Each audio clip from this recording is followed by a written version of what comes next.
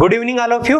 आप सभी का स्वागत है। आज हम सामाजिक अनुसंधान के तहत निदर्शन प्रतिचयन यानी सैंपलिंग का अध्ययन करेंगे। वैसे तो इसके हिंदी में कई नाम हैं, लेकिन अंग्रेजी में एक ही नाम है। तो सबसे पहली राय तो मेरी यही है कि आप हिंदी अनुवाद को छोड़ दीजिए। सैंपलिंग के इतने हिंदी अनुवाद है और जैसे जैसे हम प्रकार पढ़ेंगे ना, वैसे वैसे इतने नाम आते जाएंगे कि कंफ्यूज हो जाएंगे। लेकिन अंग्रेजी में एक ही सिंपल सा शब्द है सैंपलिंग। तो आज इस क्लास में हम निदर्शन यानी सैंपलिंग का अर्थ, परिभाषा, मुख्य रूप से प्रकार, कुल आज हम 15 प्रकार के निदर्शन पे चर्चा करेंगे। 15 प्रकार की सैंपलिंग पे आज हम चर्चा करेंगे और ज्यादातर प्रश्न है वो प्रकारों से ही पूछे जाते हैं। तो ये सबसे महत्वपूर्ण चीज है निदर्शन। अगर निदर्शन का चयन सही तरीके से हो जाता है तो सामाजिक अनुसंधान भी सही तरीके से होता है। अगर इसका चयन गलत हो गया तो फिर सामाजिक अनुसंधान के जो निष्कर्ष निकलेंगे वो सही नहीं निकलेंगे। तो क्या होता है कि अध्ययन से पहले हमें अध्ययन की इकाइयों का अध्ययन करना होता है कि किन किन का अध्ययन करना है। तो अध्ययन की इकाइयों का अध्ययन करते हैं तो 3 प्रकार से या 3 पद्धतियों से हम अध्ययन की इकाइयां हैं वो ले सकते हैं। तो लुंडबर्ग ने 3 पद्धतियां बताई है अध्ययन की। नंबर 1 व्यक्तिगत अध्ययन पद्धति यानी केस स्टडी। नंबर 2 सहगणना विधि या जनगणना विधि। और तीसरा है निदर्शन विधि। तो मुख्य रूप से जब हम निदर्शन की बात करते हैं तो इन दो की चर्चा है वो आती है, सहगणना विधि या निदर्शन विधि। हमने हाइपोथेसिस बना ली, उसके बाद में रिसर्च डिजाइन बना लिया। फिर मान लेते हैं कि हमें अध्ययन करना है इकाइयों का। तो इकाइयों का अगर संपूर्ण इकाइयों का अध्ययन करेंगे यानी उस क्षेत्र की, हमने एक अध्ययन क्षेत्र घोषित कर लिया, यानी हमें एक गांव है उस गांव का अध्ययन करना है और उस गांव के अंदर 2500 लोग निवास करते हैं। कितने लोग रहते हैं? 2500 निवास करते हैं। हमें उस गांव का अध्ययन करना है। तो अगर हम इन सभी इकाइयों का यानी इस अध्ययन में जितनी भी इकाइयां शामिल है इसको बोलते हैं समग्र। क्या बोलते हैं इसको? समग्र। इस पूरे क्षेत्र को क्या बोलते हैं? यूनिवर्स, क्षेत्र। तो इस क्षेत्र की समस्त इकाइयों का अगर अध्ययन किया जाए तो उसको कहते हैं सहगणना विधि। यानी जब समग्र की समस्त इकाइयों का अध्ययन किया जाता है तो उसे सहगणना या जनगणना विधि कहते हैं। और जब कुछ इकाइयों का अध्ययन किया जाता है यानी कुछ इकाइयों का अध्ययन किया जाता है, चयन किया जाता है, वो किसका प्रतिनिधि करती है? वो समस्त इकाइयों का प्रतिनिधि करती है। यानी हमने इनमें से 250 इकाइयों का चयन कर लिया, यानी कुछ इकाइयों का चयन कर लिया। ये 250 इकाइयां हैं वो समग्र का यानी 2500 लोगों का प्रतिनिधित्व करेगी। तो उसको हम कहते हैं निदर्शन। समग्र या सहगणना विधि यानी सभी का अध्ययन करना, और निदर्शन यानी उनमें से कुछ सैंपल के तौर पे इकट्ठे करना या उनका अध्ययन करना जो कि समस्त का प्रतिनिधित्व करेंगे। आगे है 2-3 चीजें हैं जो इसमें बार बार आती है। एक है समग्र यानी यूनिवर्स। तो यूनिवर्स से तात्पर्य है कि समस्त इकाइयां या क्षेत्र, उनका योग, समस्त इकाइयों या क्षेत्रों का योग है, उसे हम क्या कहते हैं? यूनिवर्स कहते हैं। जो निदर्शन है वो इस यूनिवर्स से निकाला जाता है। किससे निकाला जाता है? निदर्शन है वो यूनिवर्स से निकाला जाता है। यानी अभी हमने चर्चा की गांव है, 2500 लोग हैं, तो ये सारा का सारा समग्र हो गया। और इनमें से जिन इकाइयों का हम चयन करेंगे यानी 250 इकाइयों का चयन करेंगे तो ये हो जाएगा निदर्शन। अब बात आती है कि इन 250 इकाइयों का निर्देशन करेंगे कैसे? पूरा का पूरा टॉपिक इसी पे है। एक होता है सारा का सारा इसी पे है कि ये जो 250 लोग हम अलग करेंगे ये किन लोगों को करेंगे, यहां यही सबसे महत्वपूर्ण है। तो इसके लिए हम क्या करते हैं? निदर्शन रचना या सैंपलिंग फ्रेम, सैंपलिंग डिजाइन करते हैं। उसमें क्या करते हैं कि समग्र की समस्त इकाइयों की एक सूची तैयार की जाती है। यानी 2500 लोग हैं तो 2500 लोगों की एक सूची तैयार की जाती है। फिर उनमें से निदर्शन की इकाइयों का चयन होता है। तो इस सूची को ही निदर्शन रचना कहते हैं, सैंपलिंग फ्रेम कहते हैं। तो समग्र और सैंपलिंग फ्रेम ये 2 चीजें महत्वपूर्ण हैं। सबसे पहले सैंपलिंग का प्रयोग है वो किसने किया था और कब हुआ था? पता आपको? सैंपलिंग का सबसे पहले उपयोग है वो हजारों सालों पहले हुआ था।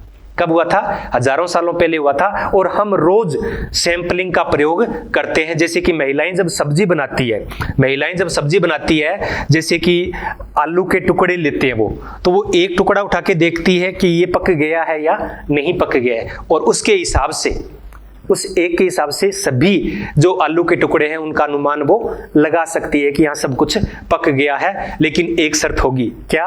कि सभी टुकड़े हैं वो समान होने चाहिए। अगर टुकड़े अलग अलग आकार के कटे हुए हैं और महिला ने कोई छोटा टुकड़ा ले लिया और देखा कि यहाँ पक चुके हैं और उसका अनुमान लगा लिया कि सारी जो सब्जी है वो पक चुकी है, तो फिर गड़बड़ हो जाती है। तो ये क्या है? निदर्शन रचना हो गई। तो सबसे पहले जो व्यवस्थित रूप से सामाजिक अनुसंधान के अंतर्गत प्रयोग किया सैंपलिंग का, वो 1906 में बाउले ने किया। किसने किया? बाउले ने किया। लंदन में घरों का अध्ययन किया था इन्होंने, लंदन में किया था बाउले ने 1906 में, और इसमें इन्होंने देव निदर्शन का प्रयोग किया था। तो ये सबसे पहली बार है वो व्यवस्थित रूप से प्रयोग हुआ था। उससे पहले तो होता रहा है और हर रोज होता है। तो ये समग्र निदर्शन रचना और पहली बार प्रयोग हो गया। अब हम बात करते हैं कि परिभाषा कौन कौन सी है। देखो बहुत सारी परिभाषाएं हैं सैंपलिंग की। यहां मैं कुछ परिभाषाएं लेके आया हूं जितनी की आपको याद हो जाए। ऐसे नहीं मैं 20 परिभाषा लूंगा तो याद नहीं है, कोई तुक नहीं बनता उनका। तो ये परिभाषाएं लेके आया हूं जो महत्वपूर्ण है। सबसे 4 परिभाषाएं आज हमने ली है। एक है पीवी यंग की परिभाषा। पीवी यंग ने क्या कहा कि एक सांख्यिकीय निदर्शन, यहां देखना, सांख्यिकीय निदर्शन किसी संपूर्ण समूह या समग्र का लघुकृत आकार का चित्र है। क्या है? फोटो है। यानी जो संपूर्ण समग्र है, 2,500 लोगों के हम गांव की बात की, तो उसका, यानी ये क्या हो गया? संपूर्ण समूह हो गया, समग्र हो गया, उसका छोटा प्रतिनिधि 2,500 लोग। अपने देश में ऐसा ही होता है ना, लोकतंत्र अपना जो है उसमें क्या होता है, कुल अपने कितने सांसदों का चयन करते हैं? 543। कितने का करते हैं? 543। और ये 543 लोग किनका प्रतिनिधित्व करते हैं? पूरे देश का प्रतिनिधित्व करते हैं। तो ये क्या है? एक प्रकार की सैंपलिंग ही है। यानी कुछ इकाइयां है वो पूरे क्षेत्र का, पूरे देश का, पूरे समूह का, पूरे समग्र का प्रतिनिधित्व करती है। दूसरी परिभाषा है गुडे एवं हार्ट की। इन्होंने कहा है कि एक निदर्शन, जैसा कि नाम से ही स्पष्ट है, कि किसी विस्तृत समग्र का छोटा या लघुत्तर प्रतिनिधि, छोटा या लघुत्तर प्रतिनिधि, ये बात है वो गुडे एवं हार्ट ने कही है। बोगार्ड्स क्या कहते हैं? बोगार्ड्स कहते हैं निदर्शन एक पूर्व निर्धारित योजना के अनुसार इकाइयों के एक समूह में से निश्चित प्रतिशत का चयन है। फेयरचाइल्ड ने क्या कहा कि निर्दर्शन एक प्रक्रिया है जिसके माध्यम से किसी एक विशिष्ट समग्र में से निश्चित अनुपात में इकाइयों को निकाला जाता है। तो ये परिभाषाएं हैं, वो तो आपको याद करनी ही पड़ेगी। हाँ, इनके कीवर्ड्स हो सकते हैं, उनके जरिए हम परिभाषाओं को याद कर सकते हैं। अब क्या होता है कि विशेषताएं कौन सी है? विशेषताएं क्या होती है, इसका आधार क्या है और विशेषताएं कौन सी है? निदर्शन का आधार ये है कि जो समग्र की इकाइयां हैं वो क्या है? एक जैसी है। वो क्या है? एक जैसी है। सहजातीयता, यानी जब आलू का एक टुकड़ा हमने लिया तो वो क्या है? सारे के सारे एक जैसे हैं। अगर एक पक गया तो सारे ही पक गए, और वो सभी का प्रतिनिधित्व करता है। क्या करता है? सभी का प्रतिनिधित्व करता है। तो इसके आधार पे सैंपलिंग है वो कार्य करती है। इसकी विशेषताएं देखें तो ये समग्र का प्रतिनिधित्व करता है। इसका आकार है वो पर्याप्त होना चाहिए, इतना छोटा भी नहीं होना चाहिए कि वो सभी का प्रतिनिधित्व नहीं कर सके। इसलिए अपने देश में क्या करते हैं कि 2, वैसे तो 543 है, और क्या है? 2 एंग्लो इंडियंस को नियुक्त किया जाता है। अगर किसी समुदाय का या जो अंग्रेजी समुदाय है उसका अगर प्रतिनिधित्व तो नहीं होता है तो वो 2 लोग राष्ट्रपति उनका उनको मनोनीत कर सकता है। तो यानी प्रतिनिधित्व महत्वपूर्ण है। निष्पक्षता होनी चाहिए, साधनों के अनुरूप होना चाहिए, उद्देश्य के अनुरूप होना चाहिए और व्यवहारिक होना चाहिए। ये निदर्शन की विशेषताएं है या इसके मुख्य तत्व है। अब निदर्शन बनाते कैसे हैं, इसकी डिजाइन किस प्रकार से करती है, तो इसके भी कई चरण हैं। निर्दर्शन को भी हम कई चरणों से डिसाइड वो करते हैं। सबसे पहले क्या किया जाता है? सबसे पहले समग्र का निर्धारण किया जाता है। सबसे पहले समग्र यूनिवर्स का निर्धारण किया जाता है जिससे हमें सैंपलिंग लेनी है।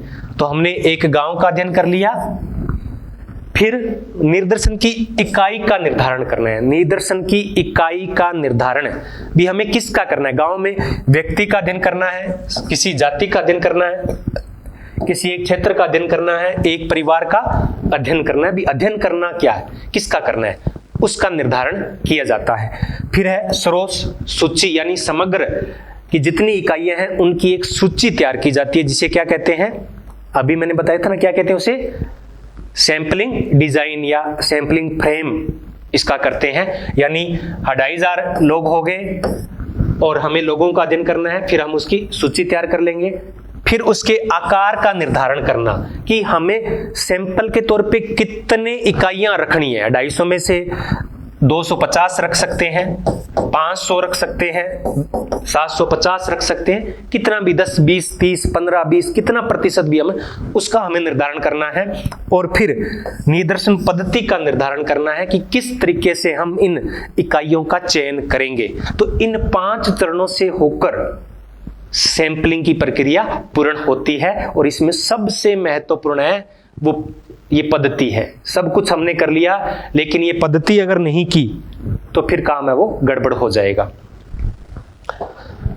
अब है सैंपलिंग के प्रकार, जिन पे मैं सबसे ज्यादा चर्चा कर रहा था कि सबसे ज्यादा प्रश्न है वो सैंपलिंग की परिभाषा से पूछ लिए जाते हैं या इनके प्रकार से पूछे जाते हैं। किससे पूछे जाते हैं? प्रकार से पूछे जाते हैं। इसको हम मुख्य रूप से 2 भागों में बांट सकते हैं। सैंपलिंग को, निर्दर्शन को कितने भागों में बांटते हैं? 2 भागों में बांटते हैं। नंबर 1, इसको मैं सिर्फ अंग्रेजी में ही बताऊंगा और जो आगे है आप अंग्रेजी शब्दावली ही याद रखो, उसका हिंदी अनुवाद याद मत रखो। हिंदी में गड़बड़ होगी ही होगी, 100% गड़बड़ होगी, इसलिए इनके अंग्रेजी जो शब्दावली है उन्हीं को पकड़ लो आप। प्रोबेबिलिटी यानी संभावना, इसको बोलते हैं संभाव्य। संभाव्य कि कितनी संभावना इकाइयों के, सभी इकाइयों के चयन की अगर संभावना है। या रैंडम सैंपलिंग। तो पहला प्रकार हो गया, कुल 2 भागों में बांटते हैं, एक प्रोबेबिलिटी और एक दूसरा है नॉन प्रोबेबिलिटी या फिर non random. Non random, random और नॉन रैंडम, संभावित और गैर संभावित। देव निर्दर्शन और अदेव निर्दर्शन, इसको क्या बोल देते हैं? देव निर्दर्शन बोल देते हैं। क्या बोल देते हैं? देव निर्दर्शन बोल देते हैं रैंडम को, यानी चीजों को रैंडमली उठाते हैं। और इसमें नॉन रैंडमली उठाते हैं, यानी अपने मन पसंद से, अपनी इच्छा के अनुसार, अपनी सुविधा के अनुसार इकाइयों का वो चयन किया जाता है। तो रैंडम के अंदर कौन कौन सी विधियां आएगी? रैंडम के अंदर सिंपल रैंडम विधि, सिंपल रैंडम सैंपलिंग। तो इसके अंतर्गत लॉटरी विधि आ जाती है, कार्ड विधि आ जाती है, नियमित अंकन विधि आ जाती है और ग्रीड विधि आ जाती है, टिम्पेड विधि आ जाती है। एक है सिस्टेमेटिक सैंपलिंग, दूसरा कौन सा प्रकार है? Systematic sampling. कई बार है वो जो नियमित अंकन विधि है उससे ही सिस्टेमेटिक यानी एक व्यवस्थित निर्दर्शन इसको बोलते हैं। एक है स्ट्रेटिफाइड निर्दर्शन यानी सत्रीकृत। कौन सा? सत्रीकृत निर्दर्शन। क्लस्टर निर्दर्शन, हिंदी में इसको बोलते हैं गुच्छ। क्या बोलते हैं? गुच्छ। और एरिया सैंपलिंग और मल्टी स्टेज सैंपलिंग। तो ये सारे के सारे रैंडम सैंपलिंग के विधियां हैं। दूसरी है नॉन रैंडम, तो इसमें है जजमेंट सैंपलिंग और इसमें convenience sampling, quota sampling, panel sampling, snowball sampling. यानी उद्देश्यपूर्ण, सुविधाजनक, कोटा, स्नोबॉल सैंपलिंग इसके अंतर्गत आती है। ये क्या है? Non random. तो पहले हम बात करते हैं रैंडम सैंपलिंग की। किसकी बात करते हैं? रैंडम सैंपलिंग की। अब हिंदी में मत जाइएगा आप, हिंदी में क्या बोल देते हैं इसको, देव बोल देते हैं, प्रायश्चिकता बोल देते हैं, संभाव्यता बोल देते हैं, हो सकता है कोई और नाम आ जाए, लेकिन अंग्रेजी में क्या आएगा, प्रोबेबिलिटी या फिर रैंडम सैंपलिंग। तो इसमें क्या होता है कि प्रत्येक इकाई के चुने जाने की समान संभावना होती है। यानी जब हम 2500 लोगों की बात कर रहे हैं तो ऐसी सैंपलिंग जिसमें 2500 में से किसी का भी चयन किया हो सके तो वो क्या है, देव निर्दर्शन कहलाता है, रैंडम सैंपलिंग वो कहलाता है। तो इसमें इकाइयों का चयन अनुसंधानकर्ता की इच्छा या उद्देश्य के आधार पर नहीं होता है, बल्कि भाग्यवश होता है। क्या होता है, भाग्यवश होता है, संयोगवश होता है, जिसको हम बोलते हैं ना कि लॉटरी निकलती है, किस्मत है, तो ये किस्मत पे निकलता है, इसलिए इसको क्या बोलते हैं, देव निर्दर्शन बोलते हैं। क्या बोलते हैं, भाग्य के कारण इसको देव निर्दर्शन बोला जाता है। थॉमसन कारगर ने क्या कहा कि देव निर्दर्शन किसी इकाई के चुने जाने या नए चुने जाने के अवसर है, वो घटना के लक्षण से स्वतंत्र होता है। यानी कौन सी इकाई चुनी जाएगी और कौन सी नहीं चुनी जाएगी वो स्वतंत्र है, उसमें अनुसंधानकर्ता या घटना का कोई रोल नहीं होता है। तो इसको हम क्या कहते हैं, देव निर्दर्शन कहते हैं, रैंडम सैंपलिंग कहते हैं। अब इसकी विधियां कौन कौन सी है, तो रैंडम सैंपलिंग को 2-3 भागों में विभाजित किया जा सकता है। एक सरल देव निर्दर्शन यानी सिंपल रैंडम सैंपलिंग, इसको सरल बोल देते हैं, साधारण बोल देते हैं, यह दृश्य बोल देते हैं। क्या बोल देते हैं, यह दृश्य। अब इस प्रकार के शब्द आएंगे और आगे आगे जैसे जैसे आप पढ़ोगे इतने ऐसे ऐसे शब्द आएंगे कि वो समझ में ही नहीं आएंगे। तो इसलिए मैं कहता हूं कि अंग्रेजी शब्दावली हमें याद करना है। इसको क्या आएगा, फिर आएगा तो सिंपल आएगा, केवल क्या आएगा, simple sampling, simple random sampling. तो इसमें कई विधियां हैं, लॉटरी विधि, कार्ड विधि, टिपेट विधि और ग्रिड विधि, ये सरल में आ जाती है। फिर है सीमित देव निर्दर्शन, इसमें नियमित अंकन विधि, सत्रित या वर्गीकृत निर्दर्शन आता है। इनके एक एक करके हम अभी डिटेल में चर्चा करने वाले हैं। अन्य विधियों में क्षेत्रीय यानी एरिया सैंपलिंग आ जाता है, बहुस्तरीय यानी मल्टी स्टेज सैंपलिंग आ जाती है, अनियमित इरेगुलर नियम अंकन विधि आ जाती है, मार्किंग सैंपलिंग आ जाती है। अब इन सब पे हम एक एक करके चर्चा करेंगे। तो ये सारे के सारे क्या है, रैंडम सैंपलिंग के तत्व हैं। पहले हम बात करते हैं लॉटरी विधि की। तो लॉटरी विधि में क्या होता है, बड़ा सिंपल सा तरीका होता है और ऐसा हम बहुत बार देख भी चुके होंगे शायद। इसमें क्या होता है कि एक पर्ची पे नंबर लिखा जाता है या उसका नाम लिखा जाता है, फिर उसको फोल्ड करके किसी डिब्बे के अंदर या किसी बॉक्स के अंदर छोड़ दिया जाता है। यानी अब क्या करेंगे, जैसे 2500 लोग हैं तो 2500 लोगों की लिस्ट बनाएंगे, नंबरिंग कर देंगे, नंबर तो हमने लगाए रखे हैं तो नंबर लगाएंगे और फिर उनको फोल्ड करके हिला के अच्छी तरीके से एक डिब्बे में छोड़ देंगे। फिर किसी निष्पक्ष व्यक्ति से या फिर बच्चे के द्वारा उससे पर्चियां निकलवाते हैं। कितने सैंपलिंग लेने हैं अपने 2500 में से, मान के चलो कि 25 सैंपल लेने हैं तो 25 पर्चियां उसमें से निकाल लेंगे और निदर्शन का इकाइयां हो गया। तो इसमें पक्षपात नहीं होता है, 2500 में से किसी का भी चयन उसमें हो सकता है। कार्ड या टिकट विधि, कार्ड या टिकट विधि में क्या होता है, ये भी लॉटरी विधि की सेम ही है। अब यहां पे अंग्रेजी मैंने इसलिए नहीं लिखी कि ये अंग्रेजी का शब्द है लॉटरी, और ये कार्ड, कार्ड भी क्या है, अंग्रेजी का ही शब्द है टिकट विधि। इसमें क्या होता है कि लॉटरी ही है एक प्रकार की, इसमें पर्चियां नहीं होती है, कार्ड छपवा लेते हैं, समान आकार के समान रंग के कार्ड छपवा लेते हैं और उनके अंदर वो नाम होते हैं, उनमें से फिर वही तरीका है, डिब्बे में उनको डाल देते हैं, अच्छी तरह से हिलाते हैं, फिर निकाल लेते हैं, फिर हिलाते हैं, फिर निकाल लेते हैं। तो ये कार्ड या टिकट विधि होती है। अब टिपेट विधि, टिपेट विधि, तो इसको टिपेट विधि क्यों कहते हैं, क्योंकि इसका निर्माण है वो HG टिपेट ने किया है, HG टिपेट ने किया है। अब बड़ा एक परीक्षा में प्रश्न पूछा गया था कि टिपेट विधि के जनक कौन है, तो आपने सोचा होगा हाँ टिपेट से काम चल जाएगा, लेकिन काम नहीं चलने वाला है, HG भी याद रखना पड़ेगा। HG भी याद रखना पड़ेगा।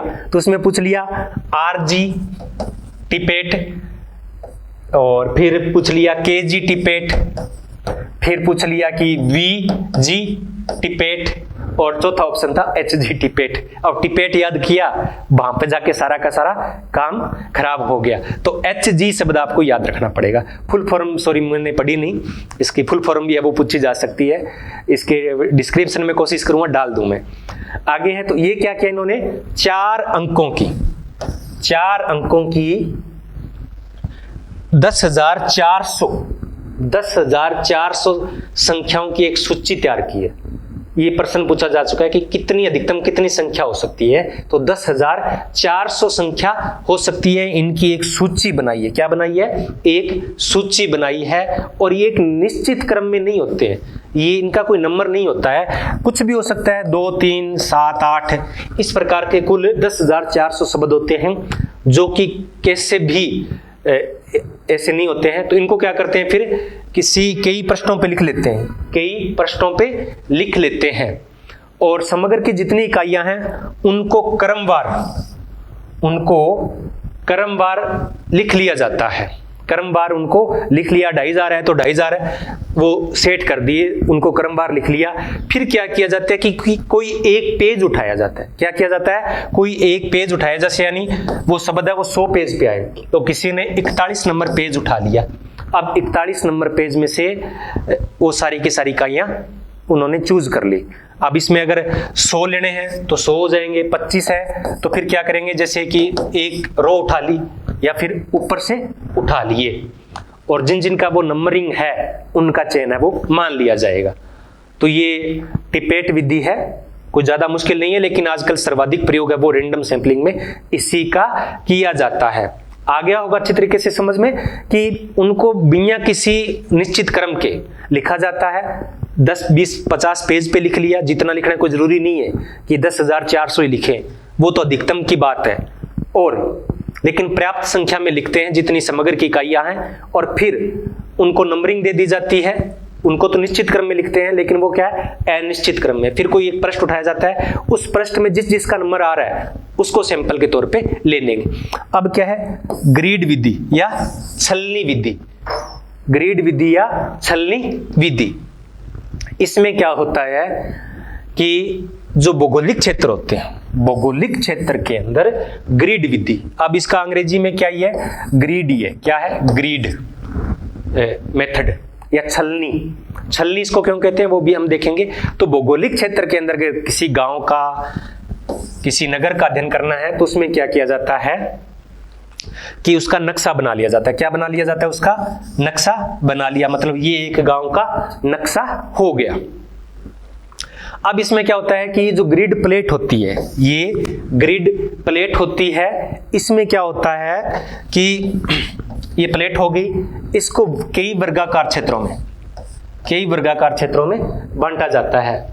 कुछ तो ब्लॉक कर दिए जाते हैं, और कुछ है वो क्या रखे जाते हैं, पारदर्शी रखे जाते हैं। कुछ क्या रखे जाते हैं, पारदर्शी रखे जाते हैं। फिर जिस भौगोलिक क्षेत्र का, गांव का, नगर का अध्ययन करने उसके ऊपर रखते हैं, जिसके ऊपर रखते हैं। यहाँ पे नंबरिंग की जाती है, तो वर्ग का चयन है वो दिखाई दे रहे हैं, उनका वो चयन कर लिया जाता है। यानी इस प्लेट में ये क्या होता है, एक प्लेट या गोल है तो प्लेट का सिस्टम इसको बोल देते हैं। वर्गाकार भी हो सकता है, जैसे गांव अगर गोल है तो, लेकिन ये जो खाने बनेंगे वो क्या होंगे, वर्गाकार खाने होंगे। इसके अंदर जो छलनी के टाइप होंगे, इन पे नंबर लिखे होते हैं, 1, 2, 3, 4, 5 जितने भी है, इनको रखा जाता है उस नक्शे के ऊपर। और जो उसके सीध में आता है, छलनी के सीध में आता है, पारदर्शी क्षेत्र के सीध में आता है, उसको उठा लिया जाता है सैंपलिंग के तौर पर। तो ये ग्रिड विधि है। एक है नियमित अंकन विधि, रेगुलर मार्किंग मेथड। तो इसमें क्या होता है कि जितनी इकाइयां, जैसे 2,500 लोग हैं तो 2,500 लोगों की एक सूची तैयार कर ली जाती है, और फिर उसमें क्या होता है कि जितनी इकाइयां हमें चाहिए, जितनी इकाइयों का चयन हमें करना है उतनी का हम करते हैं। जैसे मैंने जो मेरे सैंपलिंग थी, मैंने एक गांव का अध्ययन किया था, उस गांव में मैंने इस नियमित अंकन विधि का प्रयोग किया था। किसका प्रयोग किया था? नियमित अंकन विधि का प्रयोग था वो किया था। कुल 1900 लोग थे, वयस्क सदस्य थे। तो 19 को मैंने क्या है कि एक सूची बना ली, वहां से मतदाता सूची उठा ली, गांव की एक जो वोटर लिस्ट है वो उठा ली। फिर मैंने प्रत्येक सात का 7, 14, 21 जो लिस्ट बनी हुई थी उसमें 7वें को उठा लिया, फिर 14 को उठा लिया, फिर 21 को, 28 को, 35 को, 42 को, 49 को। यानी एक निश्चित अंक के बाद में, नियमित अंतराल भी बोल देते हैं, नियमित अंतराल के बाद में इकाइयों का चयन है वो किया जाता है। तो ये क्या है कि क्रमबद्ध एवं व्यवस्थित किया जाता है। क्या किया जाता है? क्रमबद्ध एवं व्यवस्थित किया जाता है। तो इसमें हमें देखना होता है, जैसे 2500 लोग हैं, तो 2500 लोग हैं, अपने को 250 लोगों का इकाइयों का चयन करना है, तो हम क्या करेंगे? 10वें को 10वां, 20वां, 30वां, अगर ज्यादा करना है तो 7वां, 14वां या 8वां, 16वां, 24, 32 इस प्रकार से उठा लेते हैं। तो ये व्यवस्थित तरीके से होता है, क्रमबद्ध तरीके से होता है। इसको क्या बोल देते हैं? Systematic sampling. क्या बोल देते हैं? सिस्टेमेटिक सैंपलिंग कहते हैं। मोजर ने इसे सिस्टेमेटिक सैंपलिंग को क्या कहा है? अर्धदेव विधि। क्या कहा है? अर्धदेव विधि, हाफ रैंडम सैंपलिंग इसे कहा है। अब क्या है? अनियमित अंकन विधि, इरेगुलर मार्किंग सैंपलिंग मेथड। इसमें क्या होता है कि प्रथम और लास्ट को छोड़कर बीच में से अनिश्चित अंतराल से उठाते हैं। लेकिन इसमें भी एक चीज का ध्यान रखा जाता है। इसमें क्या होता है कि जैसे 2500 लोगों में से क्या करना है? हमें 250 लोगों का चयन करना है। तो 1 से 10, 21 से 30। अब इसमें तो हम क्या है कि 20वां उठाया, 30वां उठाया, 40वां उठाया नियमित अंकन विधि में। तो इसमें से 1 से 10 में से कोई एक इकाई उठा लेते हैं, 11 से 20 में से कोई एक इकाई उठा लेते हैं, 21 से 30 में से कोई एक इकाई उठा लेते हैं, 31 से 40 तक इस प्रकार से कोई भी एक इकाई उठा सकते हैं। इसमें निश्चित अंतराल नहीं होता है। आगे है सत्रित या वर्गीकृत निदर्शन, स्ट्रेटिफाइड सैंपलिंग मेथड। स्ट्रेटिफाइड यानी सत्रित स्तर। इसमें क्या होता है कि इसमें एक साथ 2 विधियों का प्रयोग किया जाता है, एक देव निर्दर्शन और एक सविचार निर्दर्शन। देव निर्दर्शन तो आप जान गए होंगे, सविचार निर्दर्शन अभी हम आगे करने वाले हैं। तो इन दोनों का एक साथ उपयोग किया जाता है, इसलिए इसको क्या बोल देते हैं? मिश्रित निर्दर्शन बोलते हैं। क्या बोलते हैं? मिश्रित सैंपलिंग इसको कह सकते हैं। तो इसमें क्या होता है कि पहले सहजातीयता के आधार पर समग्र को कई भागों में विभाजित किया जाता है, कई भागों में विभाजित किया जाता है। जैसे कि मैंने जब उसका नियमित अंकन विधि अपनाई थी तब क्या किया था? उसके अंदर व्यवसाय के आधार पर क्या किया? व्यवसाय के आधार पे कितने लोगों को 3 प्रकार के भागों में बांट दिया था। पूरे गांव को क्या किया?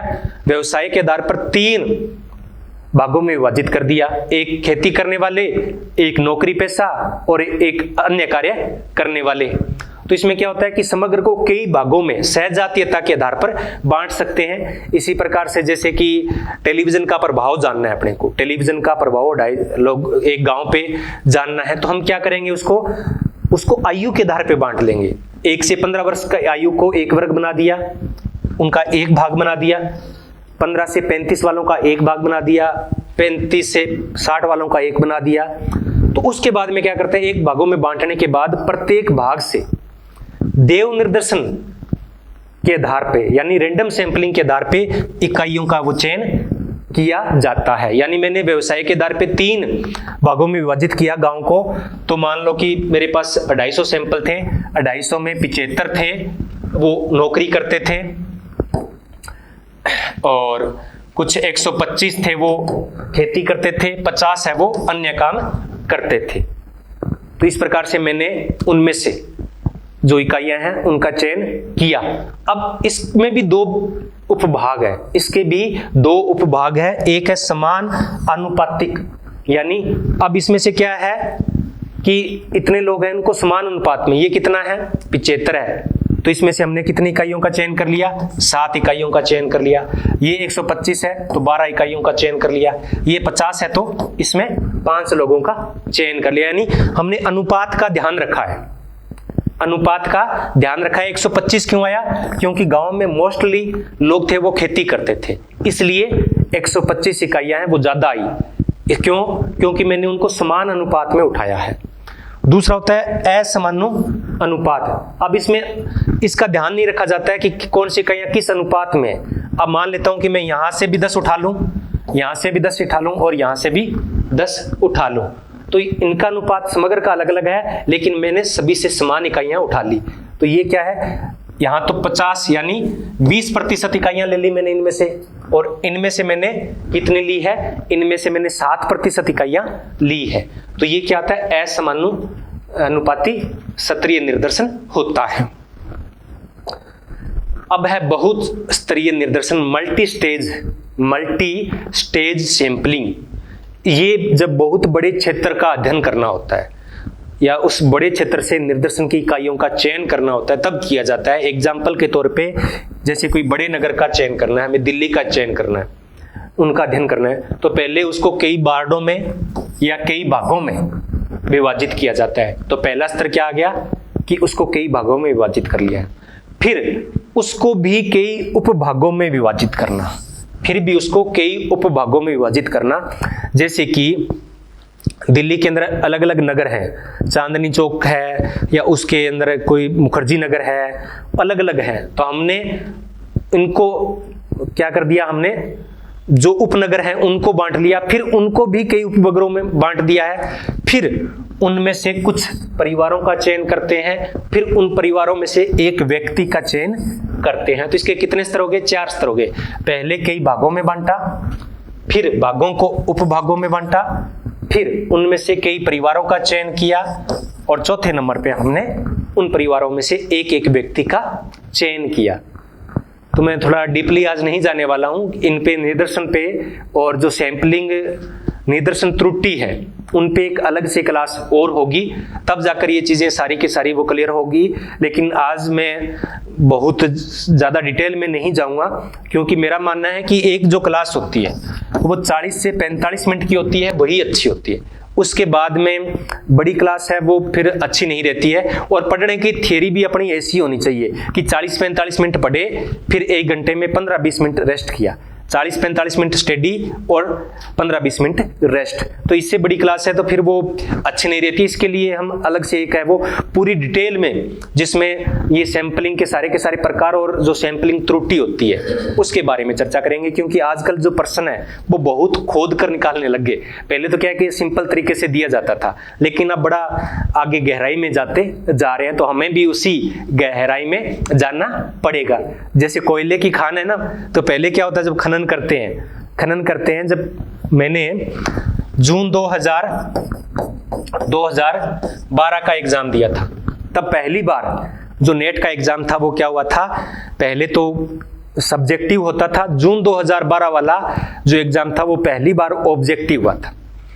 तो उसमें क्या है, यानी खनन किया तो पहले बड़े अच्छे प्रश्न आए, फिर क्या होता है कि उसको थोड़ा गहराई में जाते हैं तो फिर और ज्यादा गहराई में जाना पड़ता है। अब जब खनन समाप्ति की ओर होता है तो बहुत गहराई में जाना पड़ता है। तो अब क्या है कि वो सरल प्रश्न तो खत्म हो चुके हैं।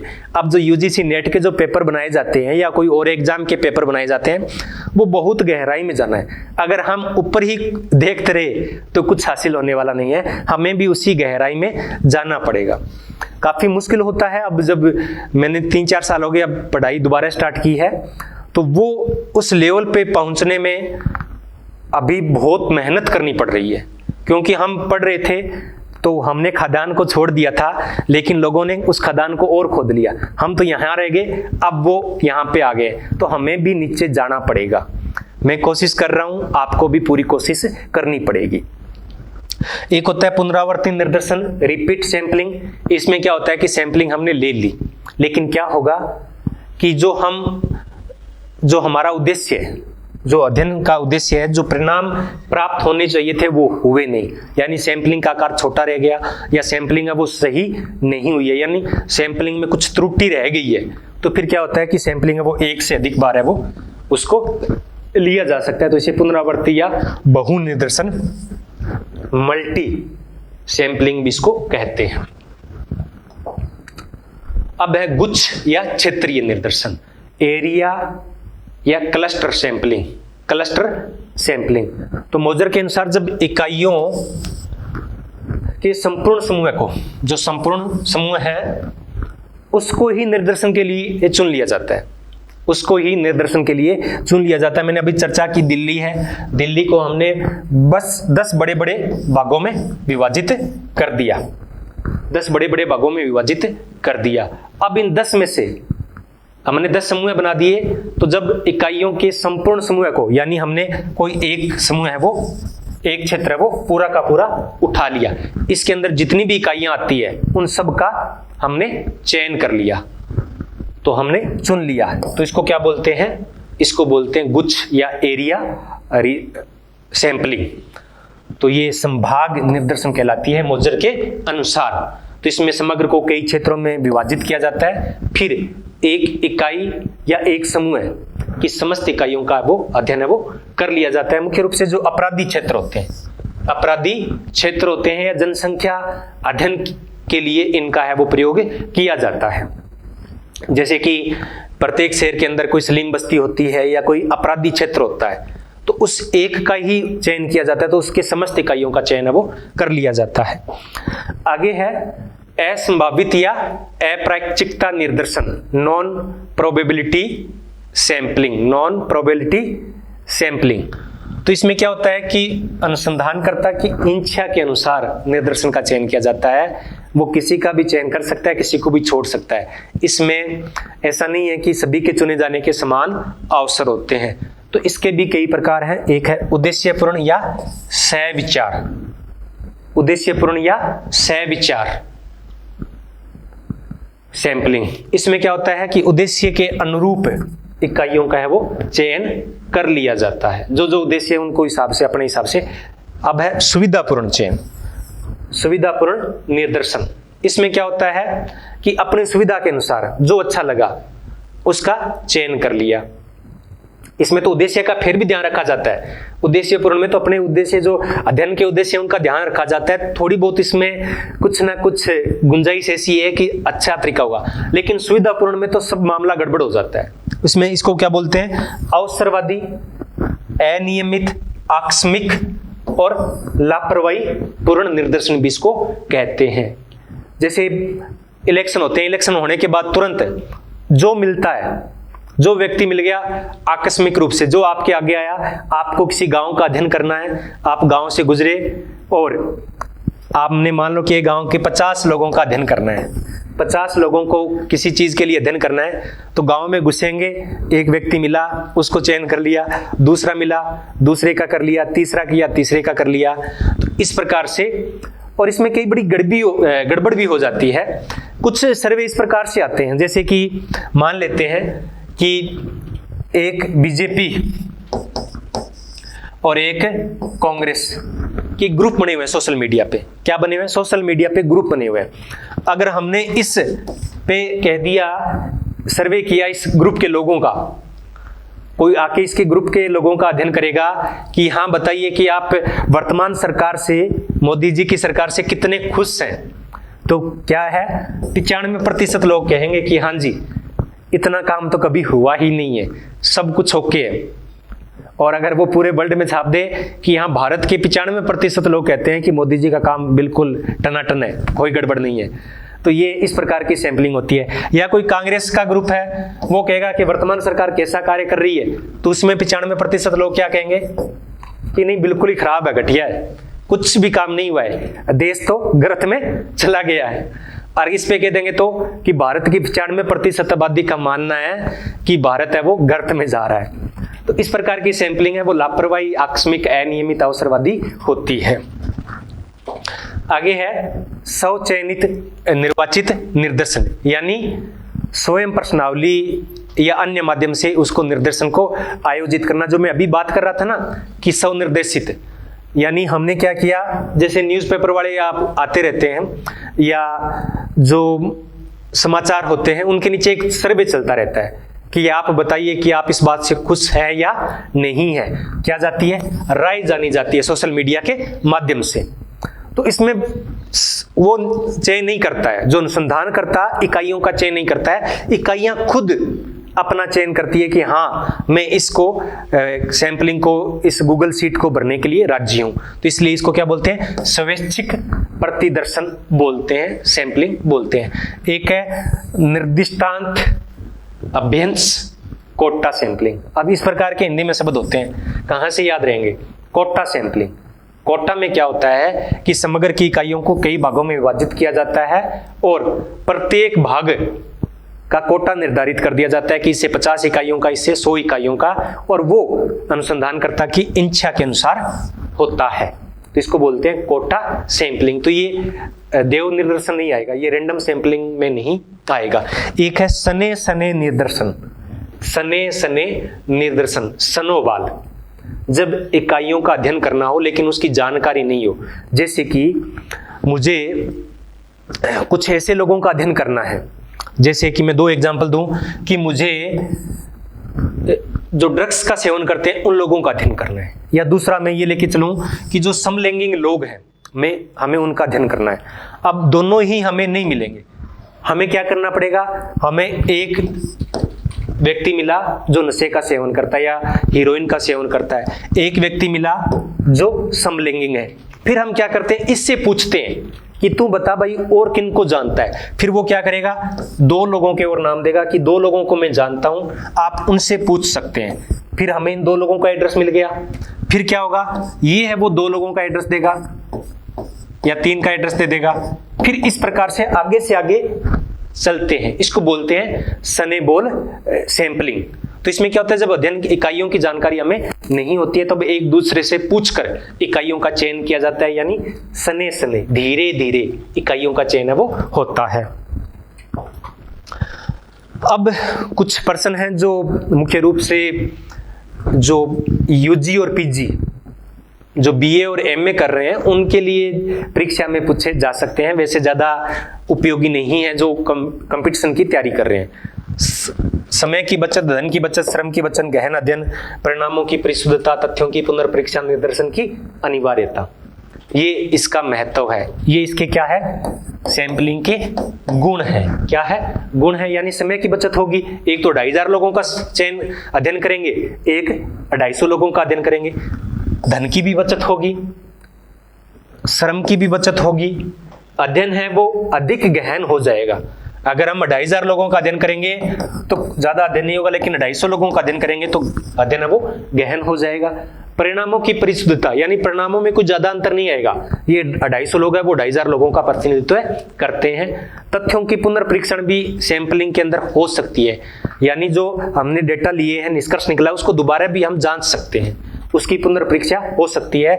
निर्देशन की अनिवार्यता, यानी कुछ ऐसे अध्ययन है जहां पे सहगणना विधि काम नहीं करती है, वहां पे क्या होगा, निर्देशन करना ही पड़ेगा। यानी एक शहर है, उसकी आबादी है वो 2,50,000 है, कैसे करोगे, वहां तो सैंपलिंग करनी ही पड़ेगी। अब है कि गुण क्या क्या है, सॉरी दोष क्या है। इसमें क्या होता है कि पक्षपात, अभिनति की संभावना है वो रहती है। कितना भी कुछ कर ले फिर भी सैंपलिंग है हम अपने तरीके से ही करते हैं, फिर भी सैंपलिंग तो अपने तरीके से ही करते हैं। उचित निर्देशन कैसे करें, और जब निर्देशन की इकाइयों में अत्यधिक विविधता होती है तब सैंपलिंग बड़ा मुश्किल काम हो जाता है। यानी मान लेते हैं कि एक जो 2500 लोग हैं उसमें एक नगर में जो है, नगर का एक समुदाय है जिसके में 2500 लोग रहते हैं, तो यहाँ इतने धर्मों के, इतने जातियों के, इतने वर्गों के, इतने व्यवसाय के लोग मिलेंगे कि कितनी भी सैंपलिंग कर लो कोई ना कोई तो छूट ही जाएगा, तो बड़ी दिक्कत आती है। इसमें विशेष ज्ञान की आवश्यकता होती है क्योंकि बहुत सारे स्तर होते हैं इसके, और कई बार है वो निर्देशन की असंभावना आती है। यानी इस प्रकार के निर्देशन में जरूरी नहीं कि सबका प्रतिनिधित्व हो सके, तो ये निर्देशन के दोष हैं। तो कैसे लगी ये आज की क्लास, कमेंट के माध्यम से जरूर बताना, और वीडियो को लाइक, शेयर और सब्सक्राइब जरूर करना। अगर आपकी कोई, जैसे अभी रिसर्च के जो टॉपिक्स चल रहे हैं तो लगभग 10 क्लासें रिसर्च की और होगी। कितनी होगी, 10 क्लास है वो रिसर्च की होगी।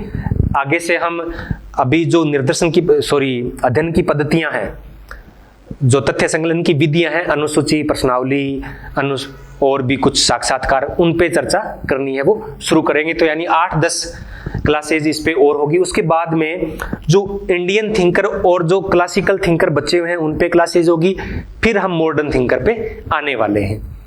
तो जो नेट जून 2000 को लेकर चल रहे हैं, यानी अभी तो मार्च के अंदर है, जो जून 2023 को लेकर चल रहे हैं, उनसे मैं वादा कर सकता हूं कि उनके लिए सारी की सारी क्लासें जून तक मैं उपलब्ध करवा सकता हूं। मार्च के अंदर पॉसिबल नहीं है, बड़ा टाइम लगता है, बहुत टाइम लगता है, 7-8 घंटे एक क्लास को बनाने में लग जाते हैं। तो कहते हैं इस पे भी कमेंट आते रहते हैं, इस पे भी बनाओ, इस पे भी बनाओ, तो सारी एक साथ संभव नहीं है, धीरे धीरे करके हम सब कुछ बनाएंगे। आपने इतने प्रेम से सुना, इसलिए आप सभी का बहुत बहुत धन्यवाद।